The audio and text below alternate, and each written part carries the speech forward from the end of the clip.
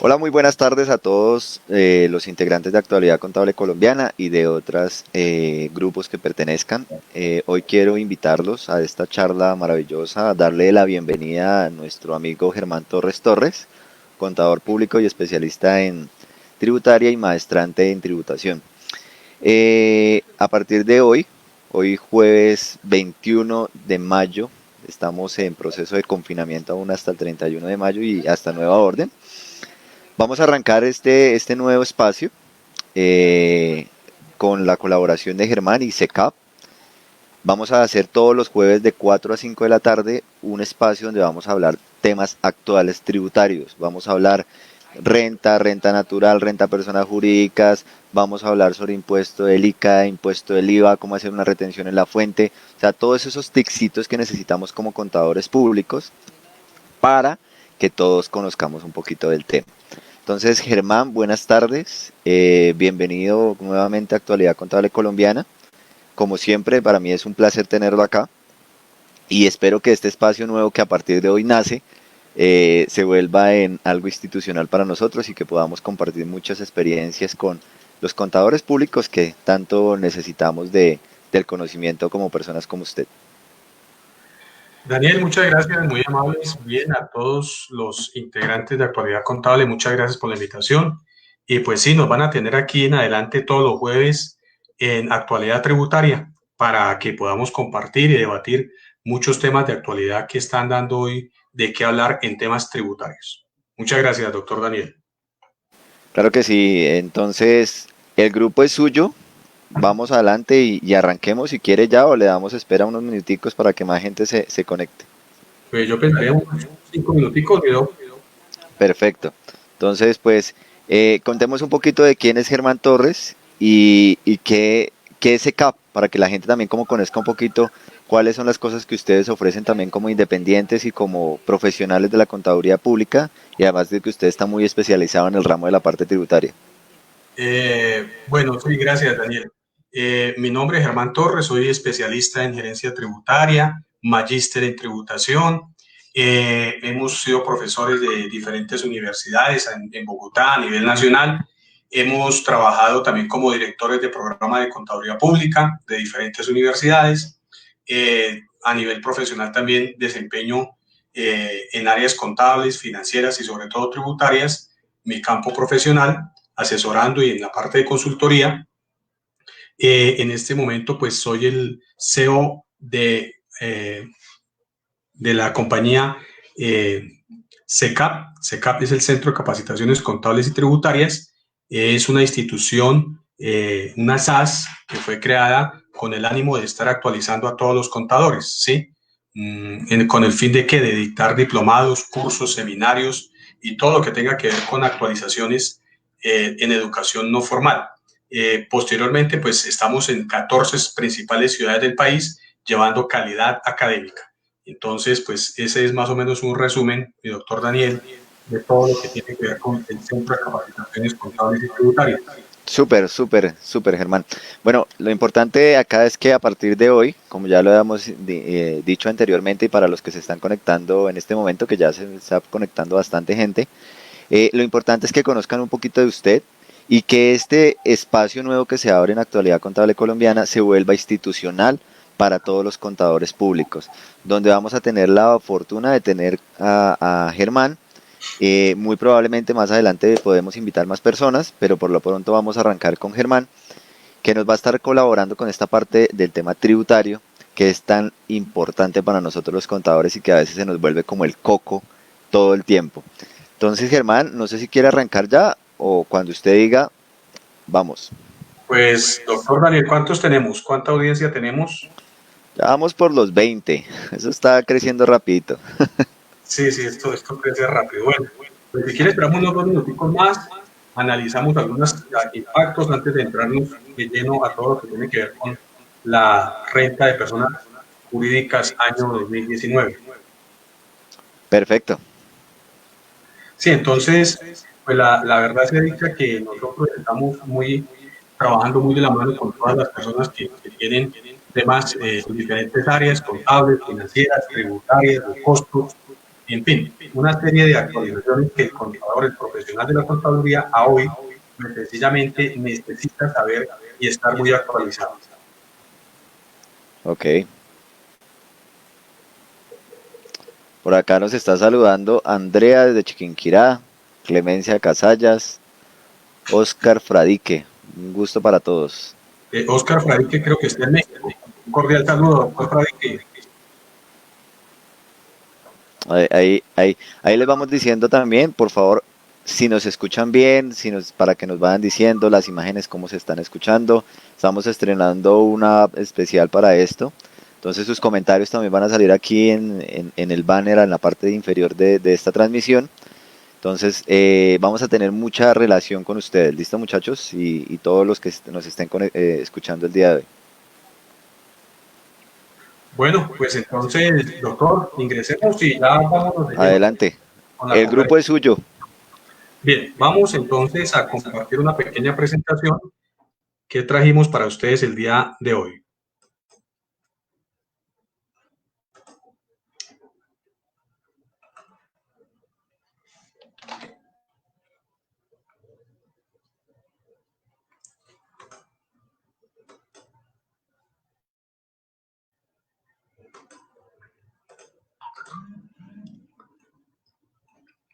Ya la tenemos en pantalla, mi doctor Daniel. No, aún no lo ha compartido. Ah, mentira, ya, listo, ya, ok. Bueno, bien, perfecto. Entonces, vamos a dar inicio con la expectativa que todos teníamos, ¿no? ¿Qué sucede? Vamos a tener una alianza estratégica con nosotros, entre SECAP Country, el Centro de Capacitaciones Contables y Tributarias, y Actualidad Contable Colombiana. Entonces, a partir de hoy, pues hemos hecho la alianza. Hoy es nuestro gran lanzamiento, jueves 21 de mayo, de 4 a 5 todos los jueves, y vamos a hablar sobre los principales cambios de personas jurídicas en el año 2019. Para ello, entonces, vamos a empezar a hablar un poquito de todo lo que tiene que ver con los cambios en lo que hace referencia a lo que nos dice la OCDE. La OCDE nos dice sencillamente que nosotros debemos tener una simplificación tributaria. ¿Qué es simplificar? Simplificar no significa que tengamos menos impuestos, no, para nada. Simplificar significa que nuestros impuestos sean progresivos, nuestros impuestos sean de una manera progresiva. O sea, ¿qué significa eso? Que tenga más eficiencia tanto la administración como el recaudo. Eso es progresividad en la parte tributaria. Así las cosas, pues si nosotros nos comparamos con algunos países vecinos, otros pues amigos, por ejemplo Estados Unidos, Ecuador, Argentina, y pues todos ellos son países de la OCDE, pues ¿qué quiere la OCDE? Sencillamente que las tasas de renta disminuyan a un 25%, ¿verdad? Entonces, desde ese punto de vista, pues Colombia en las últimas reformas tributarias ha querido bajar el impuesto. Entonces, ahorita vamos a mirar la progresividad que se empieza a disminuir en un comienzo con la reforma del año 2019, la ley 2010. Bien, para eso, entonces, nosotros también debemos hablar, por ejemplo, en qué países es más fácil pagar impuestos. Mira que en Colombia, pues es fácil pagar impuestos. De 18 países, pues nosotros tenemos México, que es la posición latina, ¿cierto? Está en un lugar 8, ¿cierto? México es un país donde la OCDE ha hecho este estudio y nos ha dicho que México es un país más o menos mediano, donde sencillamente es muy fácil pagar impuestos. Está como en la mitad, ¿cierto? Luego sigue Jamaica. Jamaica está en un intermedio en los países de la región, en Latinoamérica, en el renglón 9. Chile es el mejor país de Latinoamérica para pagar impuestos.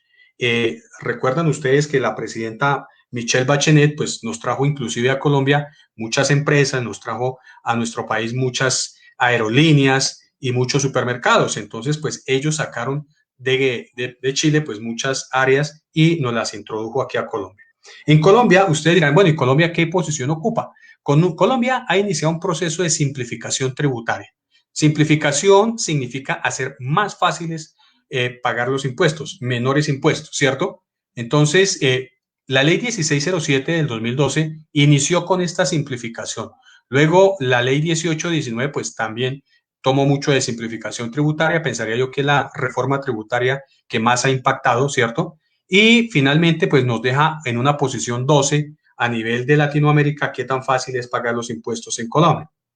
Pues también los invito a que lean, mis queridos colegas, el informe Doing Business. De Doing Business es un indicador que mide la calidad y la eficiencia regulatoria de la tributación en el mundo.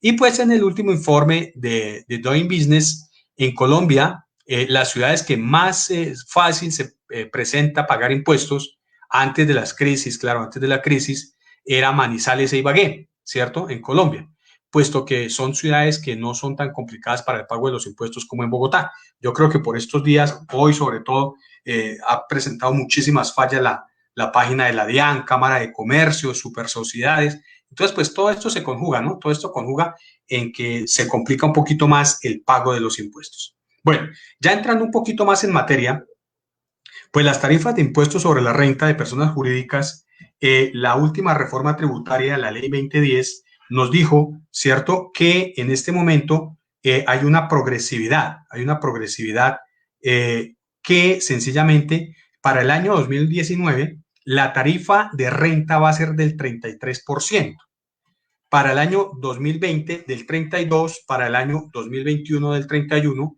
y de 2022 el 30%. Pues esto se está acercando mucho a los principios que nos manifiesta la OCDE. Recordemos que la tasa promedio de la OCDE es un 25%. En cuanto a renta presuntiva, pues también hay una disminución. Para el año 2019, las personas jurídicas y naturales que presenten su declaración de renta no van a calcular el 3.5, sino van a calcular el 1.5.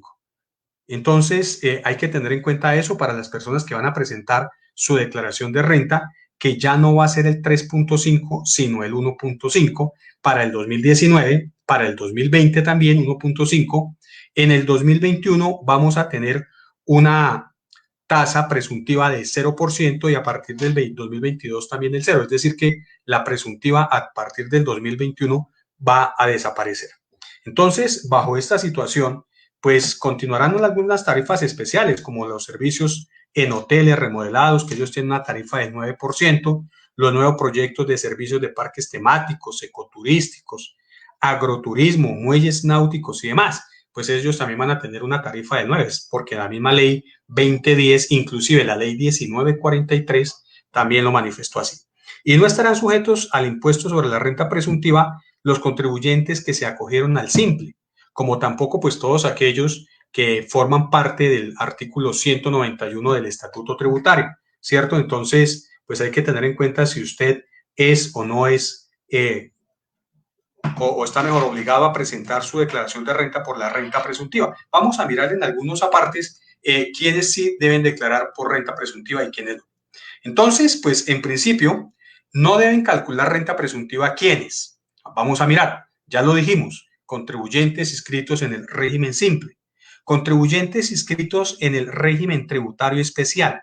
Hay que tener mucho cuidado con este régimen tributario especial porque hoy en día la DIAN los está clasificando nuevamente, ¿cierto? Recuerden que todos los años las entidades sin ánimo de lucro deben actualizar sus datos ante DIAN y ante la Cámara de Comercio. ¿Con qué objetivo? Con el objetivo de que no queden clasificados como contribuyentes de renta, porque si usted no se clasifica o si su entidad sin ánimo de lucro no se clasifica, pues sencillamente pasan a ser contribuyentes del impuesto a la renta. Entonces, lo primordial es que ustedes se clasifiquen y pues usted va a mirar esas actividades en el artículo 356 al 364 del Estatuto Tributario.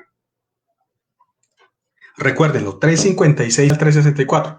No solamente hoy nos toca tener en cuenta lo que hace referencia al artículo 19, al artículo 23, de eso era del estatuto, pero hoy en día también tenemos otras normas que también tienen que ver con las entidades sin ánimo de lucro. Bien, ¿qué otra entidad no está obligada a calcular la renta presuntiva? Entonces vamos a mirar las personas naturales y jurídicas cuyo patrimonio líquido al 31 de diciembre del año inmediatamente anterior sea negativo. Es decir, que tengan más pasivos que activos, que sus pasivos superen sus activos, o sea, no habrá renta líquida. Entonces, sobre ese tipo de personas no van a calcular la renta presuntiva. Otras entidades como personas jurídicas acogidas a la ley 1116 de 2006 o de intervención económica, esa es la ley de quiebras, ¿no? Que se habla de la ley de quiebra, pues sencillamente ese tipo que se acogieron y que la superintendencia le aprobó que se podían acoger, pues sencillamente ya no van a tener ningún tipo de intervención allí, entonces ya sencillamente no van a calcular dentro de su renta esa presunción de ingresos. Las cajas de compensación familiar tampoco son obligadas a calcular la renta presuntiva, ¿cierto? Las personas jurídicas en el régimen ordinario constituidas en el 2019, es decir, todas empresas que se crearon el año pasado no tienen un patrimonio líquido en el 2018, entonces esas personas jurídicas que nacieron el año inmediatamente anterior, en el 2019, pues ellas tampoco van a calcular la renta presuntiva. Al igual que todos los contribuyentes que se les aplique alguno de los numerales del artículo 191 del Estatuto Tributario. Entonces allí, pues, extrajimos los más importantes, pero pues ustedes pueden consultar el artículo 191 del Estatuto Tributario y ustedes pueden allí consultar todo lo que tiene que ver con quienes no están obligados, ¿de acuerdo? No sé si sea pregunta hasta acá, doctor Daniel. No, no, señor, por ahora no. Bueno, ¿cuántos invitados tenemos, doctor Daniel? En este momento vemos 38 personas conectadas. Ah, qué bueno, qué bueno. Pues un cordial saludo para todos ustedes. Personas, tengo entendido que de San Andrés, de Chiquinquirá, están acompañándonos desde la Ciudad de México, Distrito Federal también. Pues bienvenidos todos. Muchas gracias por su asistencia. Bueno, hablemos un poquito de la sobretasa del impuesto a las entidades financieras. Entonces, pues ustedes saben que en este momento, pues estamos pasando a nivel mundial una pandemia, pero pues esto no lo ha modificado ninguna norma, ninguna entidad, ningún decreto presidencial. Entonces, pues hay que tener en cuenta esto, ¿no? También hay que tener en cuenta, muchachos, los que están conectados y colegas, que nosotros tenemos algo muy importante, que es la Constitución Nacional, ¿cierto? ¿Por qué? Sucede que la Constitución Nacional le da facultades al presidente de Colombia. ¿Y qué sucede? Sucede que nosotros en Colombia tenemos 3 facultades presidenciales o 3 estados de emergencia. Entonces vamos a tener un estado de conmoción interior, un estado de emergencia económica y un estado de guerra, que eso se lo da facultad, le da la facultad al presidente para decretarlos. Debemos tener en cuenta que en este momento el presidente ha decretado el estado de emergencia económica y bajo ese estado de emergencia económica es el único que le dice al presidente, le da la facultad al presidente de crear impuestos de manera temporal o transitoria. Entonces, bajo ese panorama, bajo esa facultad que le da la Constitución al presidente de la República, independientemente de quién sea, se pueden crear impuestos, modificar impuestos. Y precisamente un impuesto que el doctor Daniel y colegas está de boca en boca por estos días también es el impuesto solidario. Muchos de nosotros estamos trabajando como contadores de entidades del Estado, de entidades públicas, del ejército y demás, y pues han llegado consultas a nosotros, ¿cómo liquidamos eso? Entonces, pues ese será tema de otro conversatorio, ¿cierto? Para manejar qué es el impuesto solidario, quiénes están obligados, cómo se calculan las personas que son pensionadas, cómo se le calcula a las personas que son miembros de las fuerzas militares, si se les calcula o no, a las personas que prestan servicios, a las entidades del Estado por honorarios, por servicios. Entonces, todo este tema, pues es bien interesante, doctor Daniel y colegas, para que ustedes lo vayan trabajando y lo vayan teniendo en cuenta. Pero lo importante es lo que yo les quería decir, que en este momento se pueden crear, modificar o variar todos los tributos que tenemos a nivel nacional, pues de acuerdo a todos los decretos reglamentarios del presidente por la época de la pandemia. Inclusive ya llevamos muchísimos que ya hasta nos perdió la cuenta porque comenzamos en los decretos 400, pasamos por todos los 500 y ya vamos en los decretos 600. Vamos como en 300 ya. Sí, sí. Entonces, ¿qué sucede? Sucede pues que hay unas reglas generales, ¿cierto? Unas reglas generales que son las que nos da la misma ley. Entonces, las últimas que nos dio fue la ley 2010 y esta precisamente la que vamos a analizar aquí fue inclusive la ley 1943 y la 2010, ¿no? Entonces, pues vamos a mirar para las entidades del sector financiero. ¿Qué sucede? Sucede que para el año 2019 van a tener una tarifa del 33 y 4 puntos adicionales y una presuntiva del 1.5. Para el año 20, una tarifa del 32, 4 puntos adicionales y una presuntiva del 1.5. Para el año 21, una tarifa en renta del 31%, unos puntos adicionales del 3 y una presuntiva del 0. Para el año 22 vamos a tener una tarifa del 30, unos puntos adicionales del 3 y una presuntiva del 0. Entonces, pues miren que hay una sobrecarga adicional en la parte tributaria a las entidades financieras, pero esto está por decretos que fueron la ley 2010 y la ley 2019. Sin antes acordar, ¿cierto? Acordarnos, recordar un poquito que la ley B 1943 fue declarada inexequible, ¿cierto? El año pasado, pues, se tumbó esa ley, algo muy paradójico, cayó en el mes de octubre, pero tuvo vigencia hasta diciembre. Entonces, ustedes cuando vayan a armar su declaración de renta de personas naturales o de personas jurídicas, deben remitirse exclusivamente a lo que dijo la ley 1943 en su momento, ¿cierto? Entonces, esa fue vigente por un año. También es cierto que nosotros en Colombia, pues, no tenemos una estabilidad tributaria.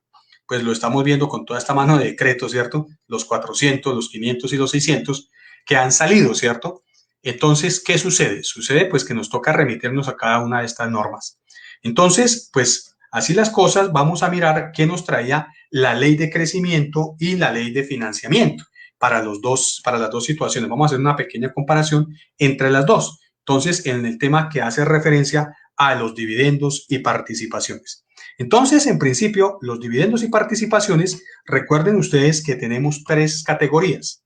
Unos para ¿quiénes? Personas naturales residentes. Otro grupo que son las personas jurídicas que son los nacionales. Y otro grupo que son personas jurídicas naturales o extranjeras sin residencia o domicilio fiscal en Colombia.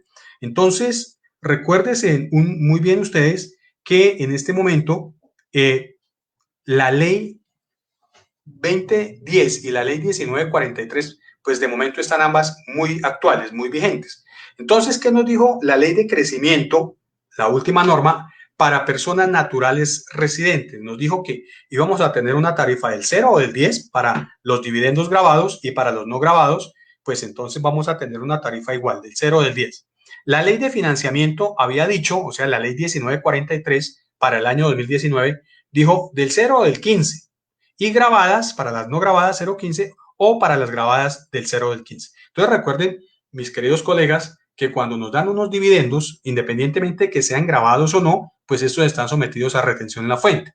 Entonces, así las cosas, surgen las personas jurídicas nacionales, ¿cierto? Entonces, las jurídicas nacionales, la norma, la ley de crecimiento, nos había dicho que hay dividendos grabados y dividendos no grabados. Ambos con la ley de crecimiento, es decir, para el año 2020, quedaron a una tarifa del 7.5, lo mismo que había ratificado la ley 1943 o la ley de financiamiento para personas nacionales jurídicas que tengan su domicilio en Colombia, vamos a tener una tarifa también del 7.5.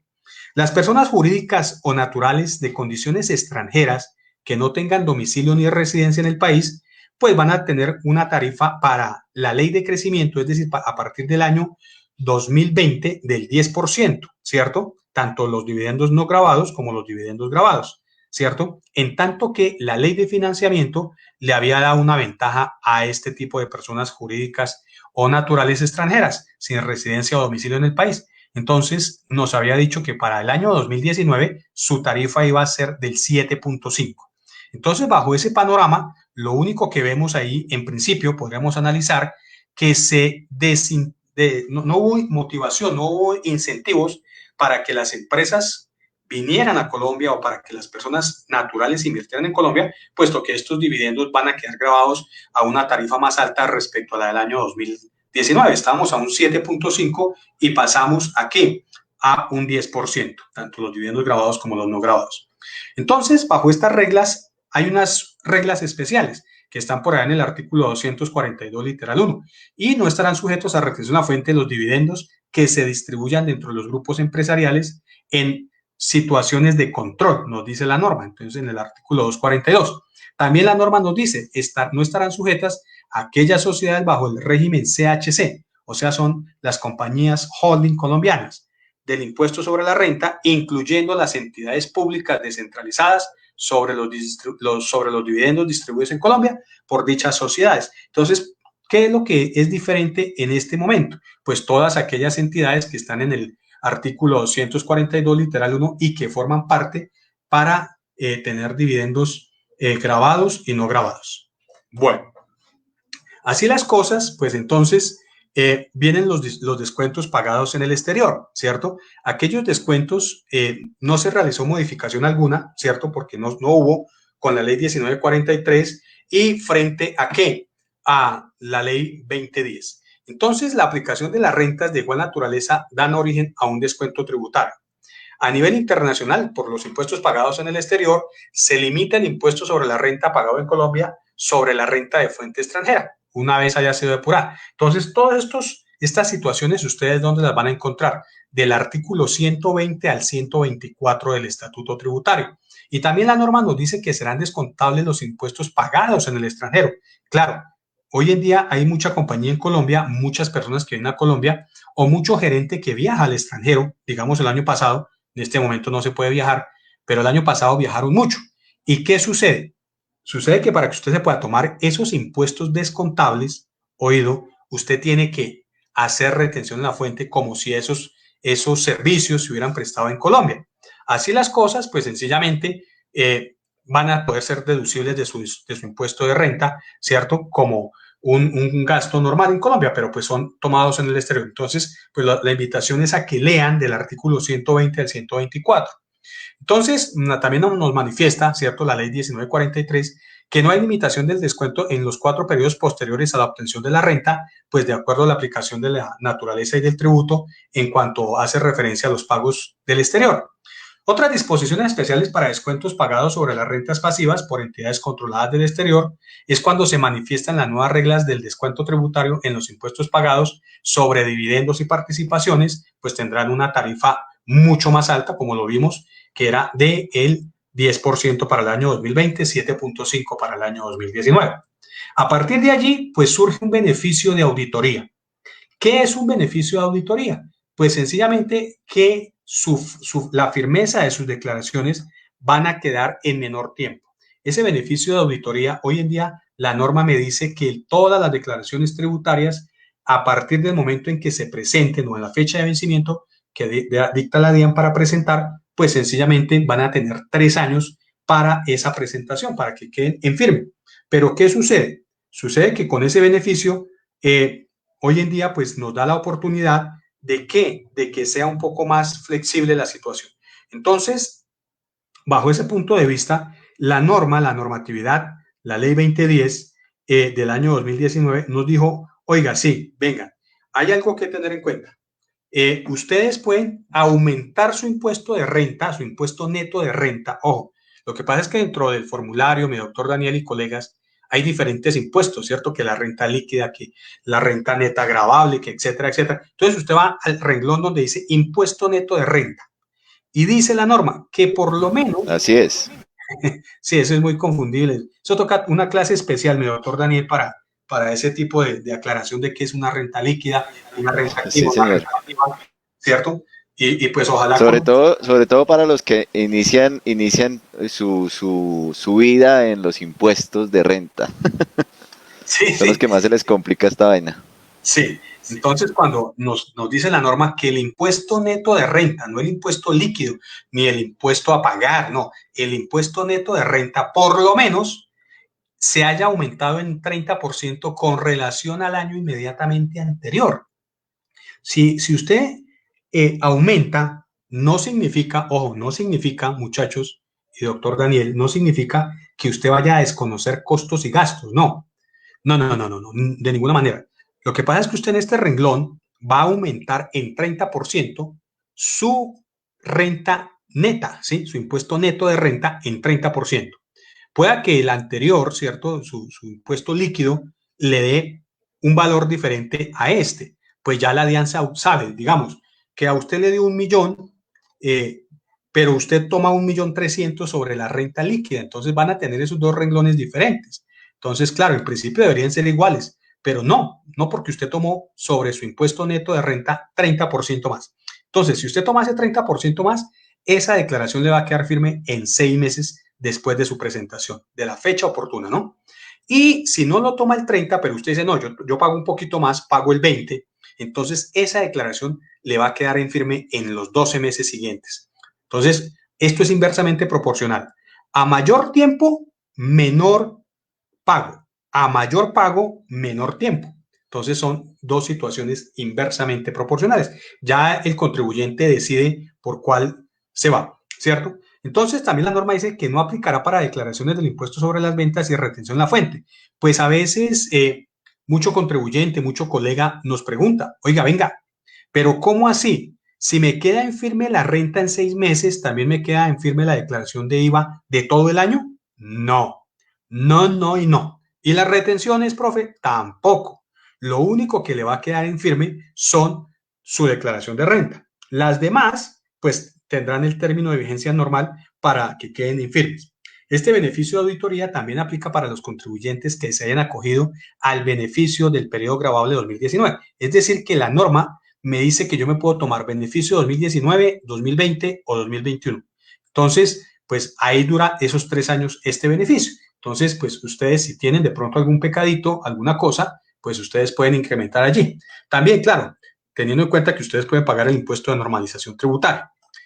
Entonces, pues así las cosas, pues uno qué recomendaría. Pues si usted tiene un beneficio de auditoría, tiene su contabilidad al día, tiene todos los pagos efectuados, usted sus operaciones son transparentes, etcétera, etcétera, y su contabilidad está bien llevada bajo las normas internacionales, etcétera, etcétera, pues sencillamente usted se puede dar el lujo de solicitar ese beneficio de auditoría con un 30% para que le quede en 6 meses o con un 20% para que le quede en 12 meses. También toca pues mirar, ¿no? Porque pues hay personas que dicen, bueno, yo tengo 1.000.000 de pesos ahí con saldo a pagar, ¿yo le puedo incrementar? No, no, no, no, no, porque pues la norma me habla de a partir de 71 VTs en adelante. Entonces, vamos a aclarar esto. Entonces, el beneficio de auditoría no aplica sobre los contribuyentes que gocen de otros beneficios en razón de su ubicación geográfica determinada. Entonces, por ejemplo, tenemos algunos contribuyentes que aún tienen el beneficio de el Río Páez. Entonces, pues, o se toma el beneficio del Río Páez o se toma el beneficio de auditoría que le da la misma normatividad. Cuando se trate de declaraciones que registren un saldo a favor por el término para solicitar la devolución y compensación, será el previsto en el artículo para la firmeza de las declaraciones. Entonces, pues la norma me dice que para solicitar esos saldos a favor o devoluciones a favor en IVA o en renta, pues la norma me dice 2 años. Por estos días, doctor Daniel y colegas, todo el mundo está tratando de ¿qué? De que se les devuelva el dinero. No es fácil, no es fácil. Tampoco crean que eso es ya una manera que uno sube el formato 010, llena los diferentes prevalidadores y ya, devuelto todo. No, así no es. La DIAN también verifica, la DIAN corrobora sus declaraciones de renta, sus medios magnéticos. Germán, ¿Sí, señor? ¿qué tan cierto es que los que están intentando pedir devoluciones de renta del 2019 se las están negando? Bueno, mi doctor Daniel, vuelvo y lo digo, si toda la declaración pasa, todos los soportes están bien, ojalá tengan facturación electrónica, todos los que le hayan comprado y todos los que le hayan vendido, pues la devolución es automática. Pero si digamos, nosotros declaramos, digamos que 1.000 pesos, tenemos diferencia de 1.000 pesos. Usted dirá, pero es que 1.000 pesos, pues la DIAN no se va a pegar de eso. Sí, señor, la DIAN se pega de eso. Porque digamos, usted presentó una declaración de periodos anteriores. La DIAN se pega de todo. Sí, sí. Por ejemplo, presentó, digamos, 2018, dijo, traigo un saldo a favor en renta, digamos, de 349.000 pesos. ¿Sí? Un saldo a favor, 349.000 que sea, o la cifra que usted quiera. Pero usted pasó al año 2019, si ya presentó su declaración, dijo, pero 349, pues no, pongámosle 350. Pues ya automáticamente la DIAN le dice, no concuerda, es un arrastre indebido. Por favor, corrija la declaración. Entonces, pues ya nos toca entrar a otros términos. Mira, bueno, costo-beneficio. Corrijo la declaración y la dejo ese saldo a favor como lo traía, 349.000, o mejor no solicito. Pero lo que yo quiero que comprendamos es que el hecho de que nosotros diligenciemos el formato 010 y los diferentes anexos que nos toca llenar, ya sea en IVA o en renta, no significa siempre la devolución, porque lo que menos quiere también el gobierno es devolver plata en este momento. Sí, se han dicho muchas cosas y ustedes lo han visto, que los bancos van a trabajar con todo lo que tiene que ver con la nómina. Sí, claro, pero hay empresas que no tienen bancarizada la nómina. Ah, no, qué pena. Pero es que pagan todo. Sí, pero no. Usted me tuvo que haber bancarizado su nómina. ¿Ve? Entonces, si usted no tiene su nómina bancarizada, usted no puede solicitar la ayuda de nómina. Lo mismo sucede acá. Si usted no tiene todos los soportes, todas las declaraciones en debida forma y con los arrastres debidos, no indebidos, sino debidos, y con toda la documentación que nos están exigiendo, pues posiblemente la norma le da un visto bueno, el funcionario de la DEA que está verificando le da un visto bueno y ya. O si no, pues sencillamente es una solicitud ineficaz. Entonces, en ese caso, pues sencillamente usted se va al artículo 851 del Estatuto Tributario y pues allí tendrá que analizar si dentro de los 30 días usted vuelve a meter la documentación o no, porque pues sencillamente ya ese proceso finiquitó y dan desestimiento de esa solicitud. Entonces, pues sí, mi doctor Daniel, lamentablemente no todas las solicitudes las están aprobando. No sé si hay otra duda, mi doctor.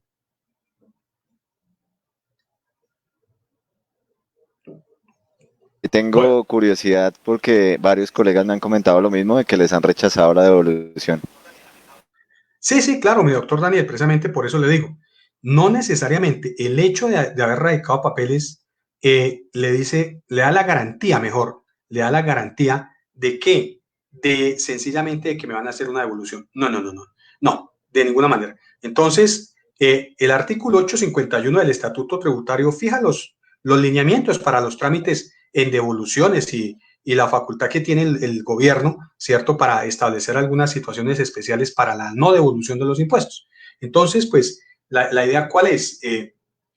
Pues mirar, o sea, hay que analizar. Antes de subir, yo invito a todos mis colegas y a los muchachos que de pronto están haciendo sus especializaciones o que están de pronto enfrentando todo esto, pues el contribuyente pues quiere irse a la fija, ¿cierto?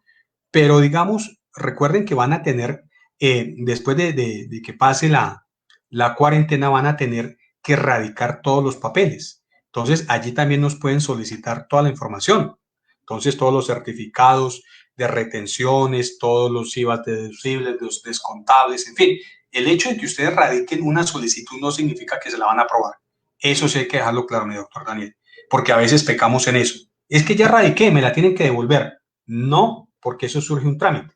Entonces también estos funcionarios, colegas y amigos, me cuentan que están trabajando muchísimo porque pues les están botando mucha información de contribuyentes y ahora sí están trabajando por allá hasta las 3, 4 de la mañana, pasan derecho, pues verificando todo este tipo de cositas, porque pues si hacen una devolución que no es permitida, pues también les inician procesos disciplinarios a funcionarios del área.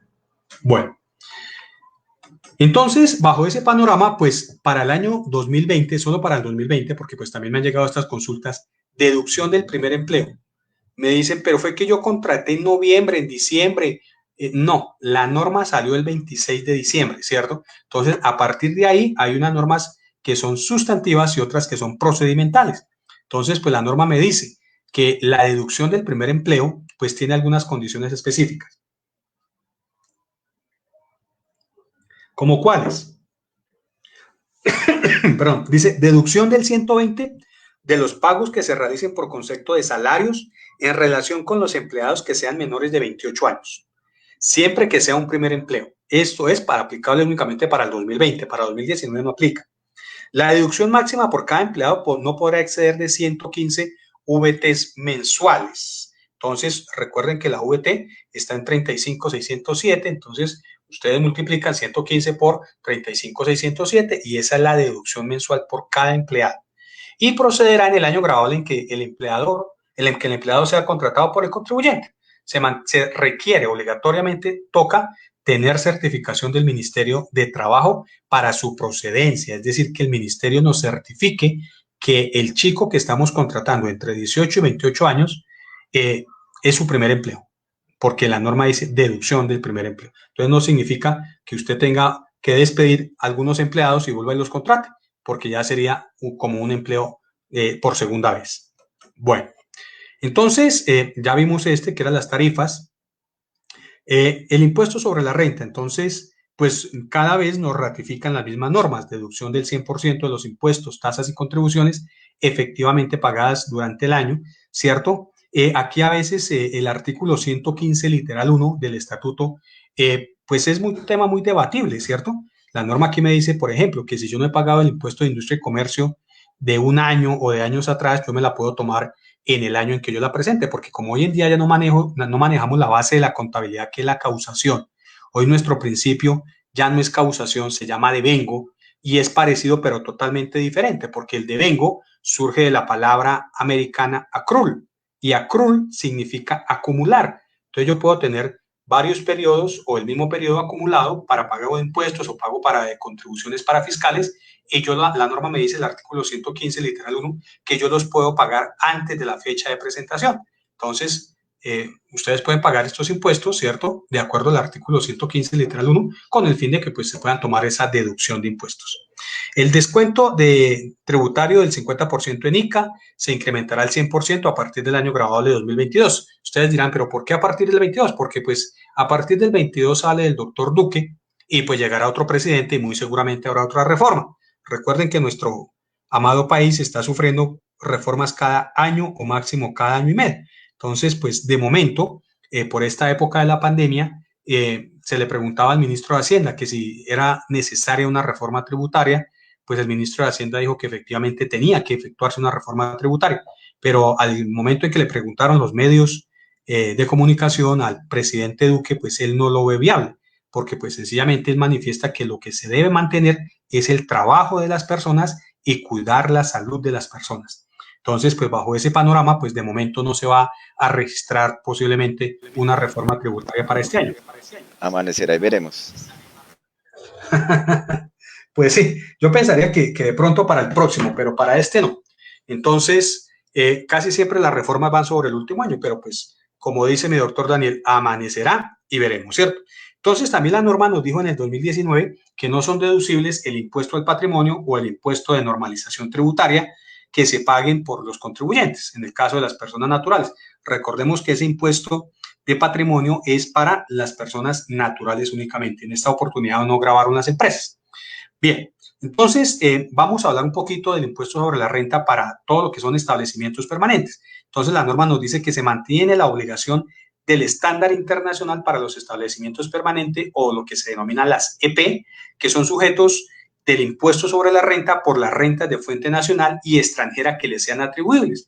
Entonces, pues si ustedes quieren profundizar un poquito más qué ingresos son de fuente nacional o de fuente extranjera, pues nos tocará irnos al artículo 24 y al artículo 25 del Estatuto Tributario y mirar si las EP o establecimientos permanentes del exterior, pues ¿qué sucede? Nos tienen que tributar tanto de fuente nacional como de fuente extranjera.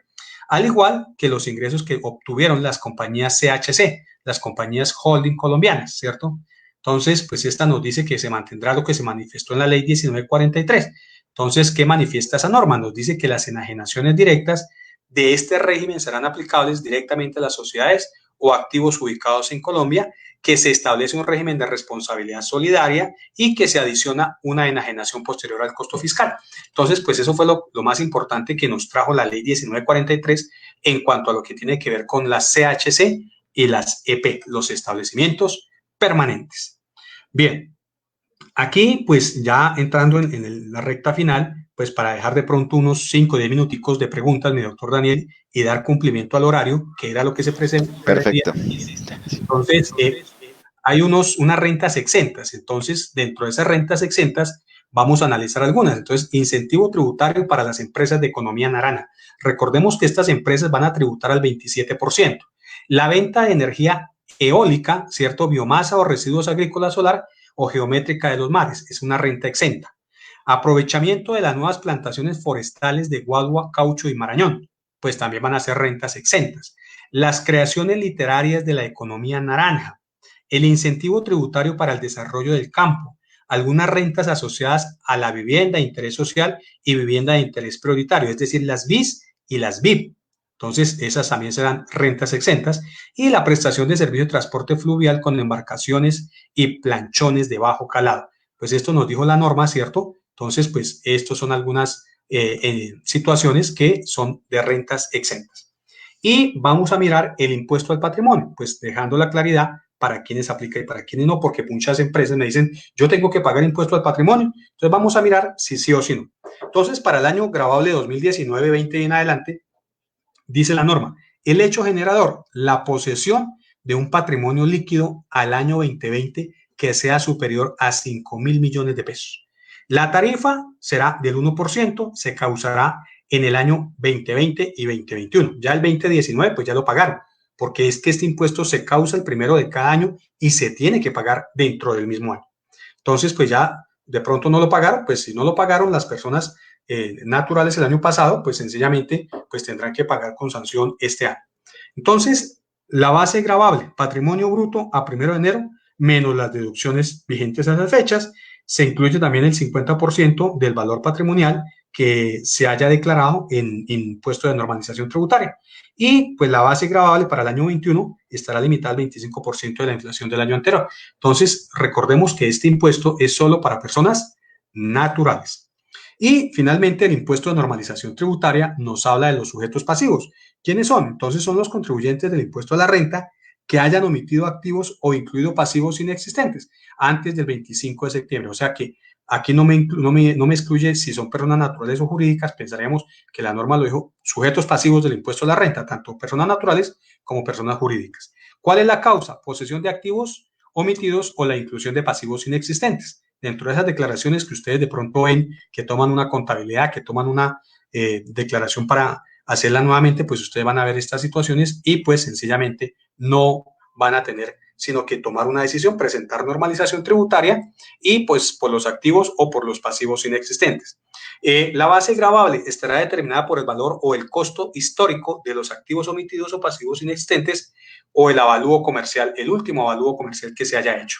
Entonces, cuando el contribuyente normalice los activos o invierta en la vocación de permanencia en el país, mínimo, ¿cierto? Durante 2 años me dice la norma, pues sencillamente tendrá que pagar el 15%, pero tiene que dejar esos activos en Colombia mínimo 15% en 2 años.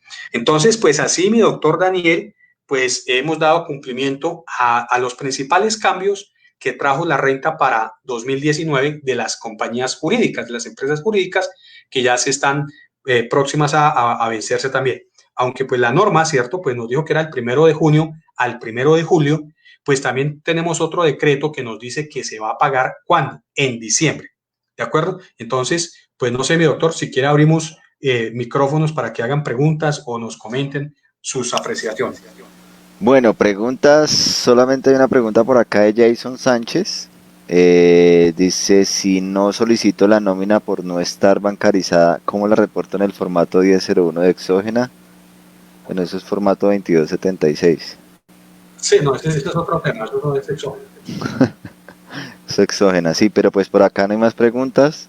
Por acá me preguntan, a ver, por acá me preguntan en el mío, profe, para la renta persona natural pasa lo mismo, en la corrección y no devolución de la declaración de renta.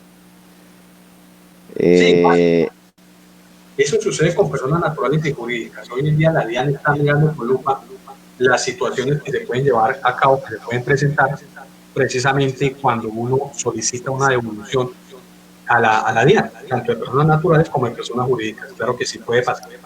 Sí, por acá pregunta Gloria Mercedes Romero. Una persona natural que el año 2019 no tenía la base para impuesto al patrimonio y el 1 de enero superó la base, ¿debe declarar? Es que el impuesto al patrimonio, mi doctor Daniel y nuestra colega, causa el 1 de enero. Causa el 1 de enero. Entonces, ¿qué sucede? El 1 de enero puede mirar cuál es la situación económica del contribuyente. Si es persona natural y supera los 5.000 millones de pesos, obligatoriamente en el año 2020 está obligado a presentar el impuesto al patrimonio. Claro que está obligatoriamente. Por acá pregunta Viviana Derazo. ¿El ICA es deducible en el 50% para el año 2019? El artículo 115 nos habla que es 50%. Sí, señor, 50%. Ok, bueno, por acá no veo más preguntas. De igual forma saludar a Leonel Herrera, a Jonathan Mesa, a Marley Medina, Carolina Cedeño, una Gloria Mercedes, saludar a Yesenia Rolón y a Clemencia Casallas y a todos los que nos estuvieron hoy acompañando. Les seguimos haciendo la cordial invitación. A partir de hoy vamos a estar en este espacio todos los jueves de 4 a 5 de la tarde con el señor Germán, con el contador público Germán Torres Torres, contador público, especialista en tributaria y maestría, ¿cierto? ¿Ya tiene maestría o es maestrando? Maestría en tributación. Entonces vamos a estar resolviendo estas cositas, dudas, inquietudes que todos salen. Usted sabe que cuando nos estamos haciendo impuestos es cuando más nos surgen las dudas, inquietudes. Entonces, por favor, muchachos, doctor, señores, colegas, escriban, señor. Si quieres, dejamos de una vez el señor, adelante. Claro que sí. Cuéntenos qué tema vamos a tratar dentro de 8 días. Vamos a tratar los días de devolución del IVA, o sea, días sin IVA. Uy, qué buen tema. Y bastante interesante porque está bastante caótico ese tema, sobre todo por el tema de la bancarización. Sí, 19 de junio, 19 y 23 de febrero. Entonces, ¿qué sucede? En este momento, pues, la ley 1943 no nos tocó, pero lo que nos tocó fue la ley 2010, y nos dijo cuáles son los elementos que se pueden comprar, cómo se tiene la forma de pago y todo lo demás. Entonces, pues, correcto, el gobierno, dentro de su decreto, también modificó un poquito eso. Pero, ¿qué sucede? Prima la norma general. Entonces, a pesar de que nos dijo que van a hacer con mensajería, con Rappi y todo lo demás, pues sencillamente no dijo la forma de pago. Entonces se presume que va a seguir siendo con tarjetas de crédito. Exactamente. Saludo a Jennifer Rocío, Tatiana Méndez, Viviana Derazo, Diana Ladino. Le mandan muchos saludos al profe. Claro que sí, muchas saludos también para todos ustedes y por favor cuídense. Bueno, muchísimas gracias, Germán. Yo creo que no hay más preguntas por el momento. Esperamos que este espacio siga, crezca. Ya le dimos la primera semillita. Sé que vamos a lograr bastante interacción con el público, es nuevo. Hoy se nos alcanzaron a conectar 50 personas, es bastante interesante. Vamos a seguirlo convirtiendo masivo. Le pedimos el favor a todos los que estuvieron hoy que nos compartan en sus redes sociales, con sus grupos en WhatsApp, en Telegram, donde estén, para que este espacio se vuelva un poquito más grande y lo institucionalicemos como actualidad tributaria, que va a estar dirigido por Germán Torres. Entonces, muchas gracias a todos, un cordial saludo y nos vemos dentro de 8 días. Muchas gracias al doctor también por la invitación, y recordemos que cada 8 días vamos a estar en este horario de 4 a 5 de la tarde, pues sencillamente con unos tips para que ustedes también estudien, se capaciten y no solamente absorban, sino que traigan también dudas, traigan muchas inquietudes para poder compartir entre todos, que pues ese es el objetivo de este espacio, doctor también. Sí, por acá la última pregunta antes de irnos, pregunta Vivi Rodríguez, ¿la diferencia en cambio es deducible en renta? Bueno, ¿qué sucede con la diferencia en cambio? Sucede pues que hay tratamientos, ¿no? Si lo vamos a mirar desde el punto de vista de ICA, ¿cierto? De ICA, ¿qué sucede? Para ICA no es un ingreso, ¿cierto? Pues toca tomarlo ya como un ingreso, pero no es factor de base de ICA, porque pues, el ICA grava actividades industriales, comerciales y de servicios. Entonces, pues para el ICA no es una actividad muy sujeta, ¿cierto? Pero si lo vemos para la renta, ¿qué sucede? Cuando nosotros estamos diligenciando nuestro formulario 110, ¿qué sucede? Nos vamos a encontrar con unos ingresos, los no operacionales, que es cuando nosotros contabilizamos la diferencia en cambio, o cuando nosotros contabilizamos también por allá la diferencia en cambio del gasto. Entonces, para la renta es un ingreso grabado, para la renta también sería un gasto deducible. Ok, bueno, ahí está la respuesta a Vivi Rodríguez. Un saludo también a Mario Urbano, que también se conectó el día de hoy. Bueno, a todos muchas gracias. Gracias, Germán, por su tiempo, por su espacio, por la dedicación y por permitirnos llegar a ustedes y de verdad por su espacio. Germán, le agradezco mucho. Y esta es su casa de Actualidad Contable, igual que SECAP. Muchas gracias. Esperemos que esta alianza estratégica dure por mucho tiempo, en beneficio y en pro de toda la comunidad contable, como siempre ha sido este sueño que usted ha tenido, doctor Daniel. Muchas gracias por la invitación. Así es. Bueno, muchas gracias a todos. A Jenny Argüello, un gusto. A todos muchas gracias. A los que se conectaron también por mi live que tengo en directo en Actualidad, en el grupo. Un saludo para todos ellos. Voy a saludar por aquí a Marley Medina, que está conectadísima, y a Gloria Mercedes. Un gusto para ellos. Por acá pregunta Jason Sánchez, vuelve a hacer otra pregunta. Dice, una entidad liquidada que sigue teniendo actividad porque haya activos fijos que aún estén en venta y a creencias por pagar, ¿qué obligaciones debe seguir teniendo? La declaración en renta. Sí, claro. La declaración en renta, eso es Sí, impajaritable. impajaritable, claro. ¿Cuándo cesan estas actividades? Cuando ya la ley 1116 ya terminó el concurso de acreedores, ya se liquidó definitivamente, ya solicitó la cancelación de la Cámara de Comercio y cancelación de RUT, presentación de medios magnéticos y todas las obligaciones tributarias ante la DIAN. Entonces, la DIAN ve que ya no debe nada, ya presentó medios, ya presentó todo, pues sencillamente le da finish. Sí, señor. Bueno, creo que ahí está la respuesta ¿para quién? Para Jason. Un gusto para él también y un saludo a Luz Monsalve, que gracias por excelente espacio. Bueno, ahora sí, creo que nos estamos despidiendo más que circo pobre. Un abrazo a todos, muchas gracias. Muchos muchachos de Chiquinquirá, de San Andrés, están conectados también. Muchas Uy, gracias. qué rico. A Camila. San Andrés y Leticia, chévere, chévere. Sí, Por allá estamos de los extremos, ¿no? sí, De San Andrés a Leticia. Sí, señor. Y en México también tenemos un colega por allá en México que nos está colaborando, el doctor Oscar Fradique. Listo, señor. Pregunta Jason que si la exógena, sí, también la exógena. Tiene que hasta que cumpla con el último movimiento, tiene que hasta que la DIAN liga, ya le acepté que, chao, tiene que seguir cumpliendo con la responsabilidad de presentar declaración de renta y información exógena. Así es, así es. Bueno, muchas gracias y hasta luego. Chao.